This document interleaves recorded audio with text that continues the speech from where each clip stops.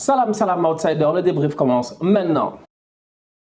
Chelsea perd la finale de la Carabao Cup face à Liverpool. On va être très sérieux, les Reds de Liverpool remportent cette Cup-là et à un moment donné, j'ai envie d'aller droit, je dis bien, dans le sujet et d'en parler directement. Mais Thomas Tuchel, sincèrement, pourquoi tu te trompes tout seul? Encore une fois, s'il te plaît, Tuchel, utilise ton Rel, franchement. Et Rel, ça veut dire esprit en Wolof, moi je comprends pas. C'est-à-dire que tu as Edouard Mendy, un gardien qui vient de gagner la Coupe d'Afrique des Nations aux séries penalty face à la meilleure équipe de l'histoire, je dis bien, du football africain en termes de penalty, c'est l'Égypte. Ils n'en perdent presque jamais. Ils n'en avaient pas perdu depuis Mathusalem. Le Sénégal ne gagne jamais au penalty. Edouard Mendy est dans les buts. Il apporte de l'assurance. Il fait un superbe arrêt. Sadio Mané vient conclure. Et toi, Thomas Tuchel, franchement, on va être très sérieux. Là où tu étais assis dans ta tête, tu t'es dit que Kepa arrive, Balaga pouvait jouer.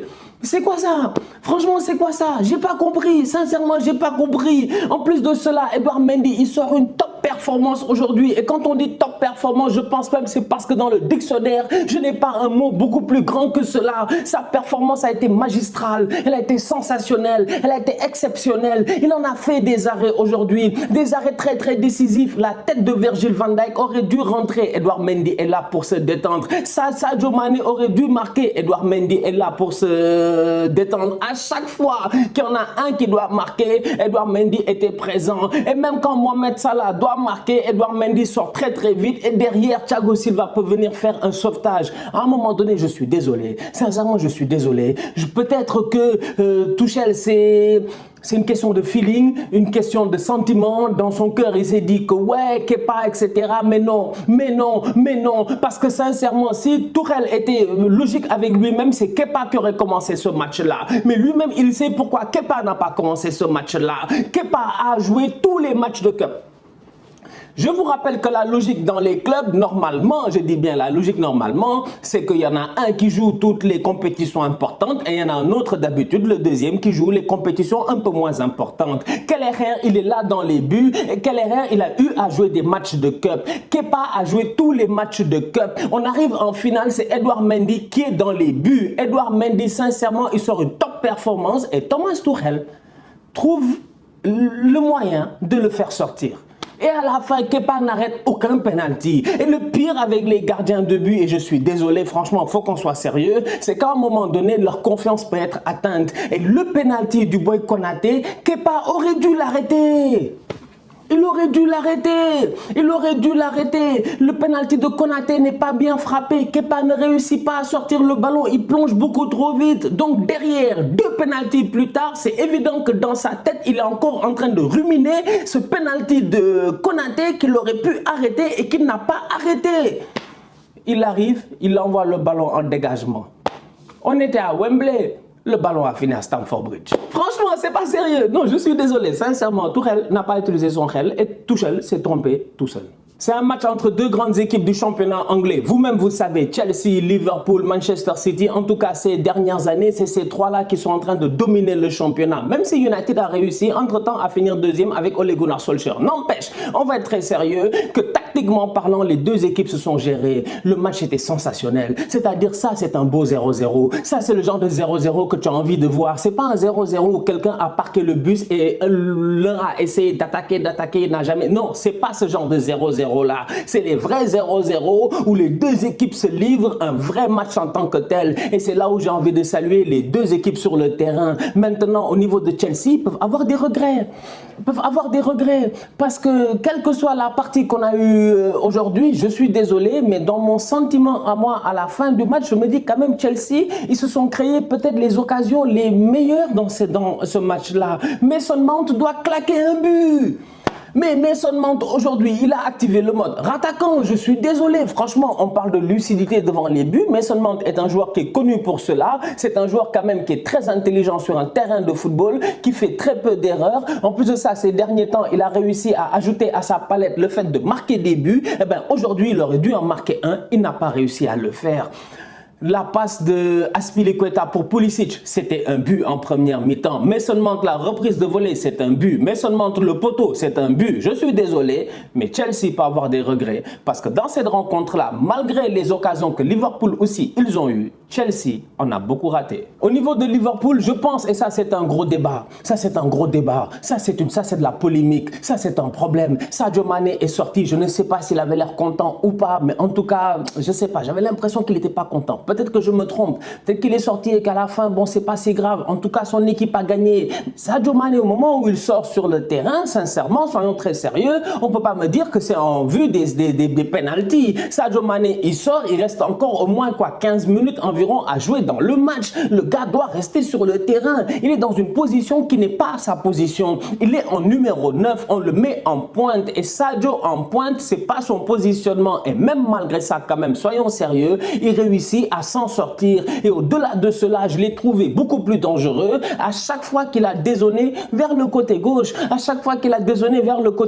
je trouvais même à un moment donné que durant le match, en première mi-temps notamment, il y avait un surplus de joueurs de Liverpool sur le côté gauche avec Sadio Mané qui avait l'habitude de tanguer plus à gauche, Luis Diaz qui faisait son match et Robertson qui créait le surplus. Donc à un moment donné, je suis désolé, Mohamed Salah n'a pas sorti une performance extraordinaire qui aurait fait que Mohamed Salah, dans la hiérarchie des attaquants, reste sur le terrain.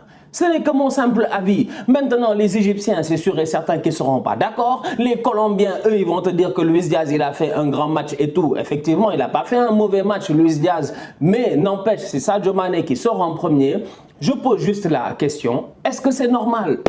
Est-ce que c'est normal? Il faut bien qu'il y en ait un qui sorte. Mais est-ce que c'est Sadio qui doit être constamment sacrifié? Sincèrement, Sadio n'est pas le Di Maria quand même de Liverpool à un moment donné. Autant au Paris Saint-Germain, Di Maria, on le sacrifie en premier devant les Messi, les Neymar et les Mbappé. Autant Sadio Mané, je pense, en toute honnêteté, qu'il mériterait un peu plus de respect. Romelu Lukaku a claqué son penalty. Sa rentrée n'a pas été si mauvaise que cela. Ça se voit que c'est un attaquant qui n'est pas en confiance en ce moment. C'est dommage. C'est dommage parce que Lukaku est arrivé à Chelsea, il est bien arrivé à Chelsea en pleine forme dès le début de la saison. Malheureusement, sa blessure, plus ce qui s'est passé en décembre avec sa communication qui n'a pas été, je trouve, je sais pas, c'était pas le moment de faire ce genre de communiqué là, c'était pas le moment de faire ce genre d'entrevue là. Il y avait un manque de tact un tout petit peu. Les supporters de Chelsea l'ont pris comme un manque de respect. Et ben derrière, Lukaku, depuis lors, il galère. En Ligue des Champions, il est sur le banc. Aujourd'hui, en finale de Cup, il est sur le banc. Et à un moment donné, Chelsea veut gagner. Ils font rentrer Lukaku et Werner. Pouf, ma tête a explosé.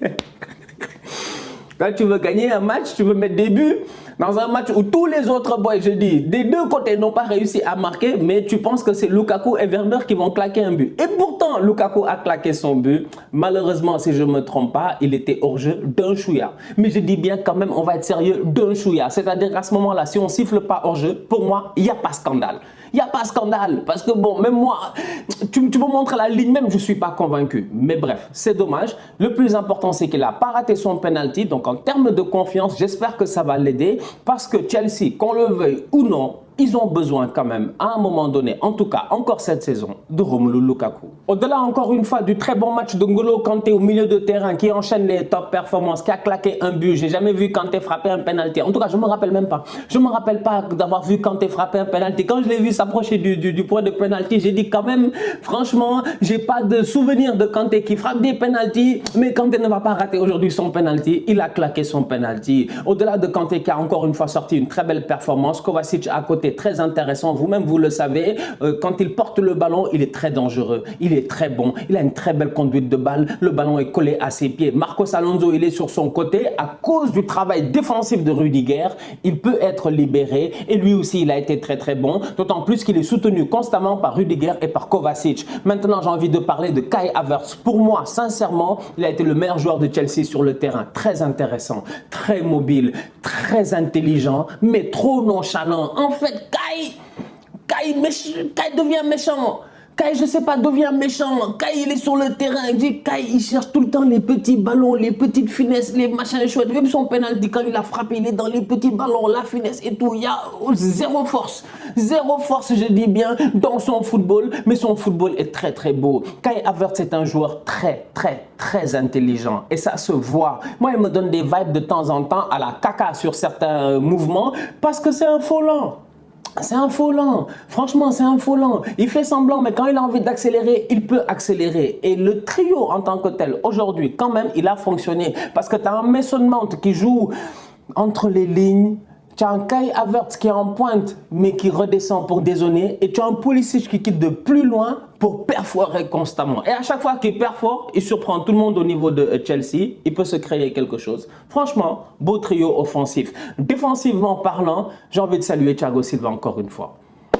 Top performance de sa part. Franchement, il a été très bon. 37 ans et il enchaîne les masterclass. Bravo à lui et respect. C'était un match plaisant, les deux gardiens ont été excellents. Edouard Mendy, rien à dire, j'ai déjà eu l'occasion de parler de lui. Kelleher, rien à dire. Franchement, à mon humble avis, c'est l'homme du match. C'est lui que j'aurais élu homme du match parce que Kelleher a été sensationnel. Non seulement il a fait les arrêts qu'il fallait faire pour un gardien qui n'est pas le gardien numéro 1, mais au-delà de cela, quand il fallait claquer son penalty, il a très bien frappé. Franchement, la manière à laquelle il a frappé son penalty, j'ai cru que c'était un joueur de champ. C'était impressionnant. Premier titre de 2022 pour Liverpool. Là, ils sont en route pour essayer d'aller, je dis bien, titiller Manchester City pour le titre de Premier League. Chelsea va devoir continuer à se battre pour maintenir sa 3e place, en sachant que derrière, il y a d'autres qui arrivent. En tout cas, une chose est certaine, c'est que Chelsea en Ligue des Champions, ils sont encore là. Liverpool aussi, ils sont encore là. Pour le moment, je ne pense pas qu'ils se feront éliminer. En tout cas, cette saison, rien n'est encore joué. Chelsea va devoir, je dis bien, défendre son titre en Ligue des Champions, mais au-delà de cela, tout faire pour maintenir sa 3e place. La famille, on se capte très bientôt pour un nouveau débrief. D'ici là, on continue à liker, on continue à partager, on s'abonne. On est ensemble, on reste en santé, c'est le plus important.